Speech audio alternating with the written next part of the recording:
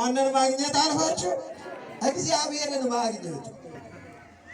ይኸውላችሁ አስተውሉ ምእመናን፣ እግዚአብሔርን ያገኘ ሁሉን አገኘ፣ እግዚአብሔርን ያጣ ሁሉን አጣ።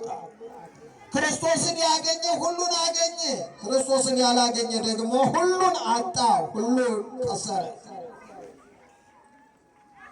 ክርስቶስን ያገኘ ሰላም አገኘ፣ ክርስቶስን ያገኘ ደስታን አገኘ፣ ክርስቶስን ያገኘ ፍቅርን አገኘ፣ ክርስቶስን ያገኘ አንድነት አገኘ።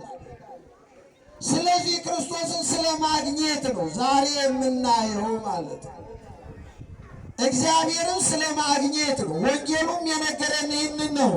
እንግዲህ ጌታችን አምላካችን መድኃኒታችን ኢየሱስ ክርስቶስ ወደዚህ ዓለም መጥቶ በሚያስተምርበት ሰዓትና ጊዜ እነሆ የእርሱን ትምህርት የእሱን ቃል ለዓለም የሚያስተምሩ የሚናገሩ ደቀ መዛሙርትን መምረጥ የመጀመሪያ ተግባሩ ነበረ።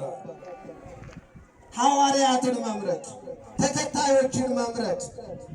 ነገ እነሆ የእርሱን ቃል የሚያስተምሩ ቤተ ክርስቲያንን የሚያስቀጥሉ ክርስትናን የሚያስቀጥሉ ደቀ መዛሙርት ያስፈልጋሉና ለዚህ ዓለም የሚያስፈልጉ ለዚህ ዓለም መሳሪያ የሆኑ ይህንን ዓለም እነሆ ከጨለማ ወደሚደነቀው ብርሃን ማምጣት የሚችሉ ከእግዚአብሔር ጋር የሚያገናኙ እግዚአብሔርን የሚሰብኩ ክርስቶስን የሚሰብኩ የሞቱና የትንሣኤው የእርገቱ የዳግም ምጽአቱ ምስክሮች የሚሆኑ ደቀ መዛሙርትን መምረጥ፣ መጥራት፣ ማዘጋጀት ነበር።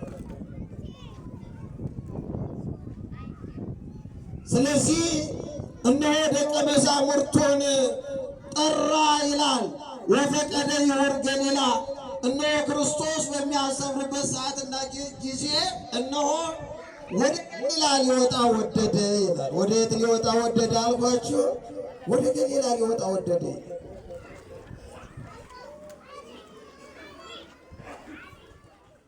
ኧረ በእግዚአብሔር አያችሁ፣ ሁለት ሰው ስልክ ያወራል እዚያው ደብረት ላይ። በጣም ያሳዝናል። ሁለት ሰው ያወራል።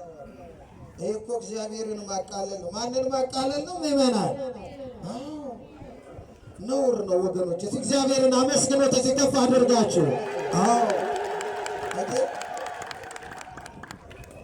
ከዚህ በኋላ ስልክ የሚያወራ ካየው አስቆመዋል።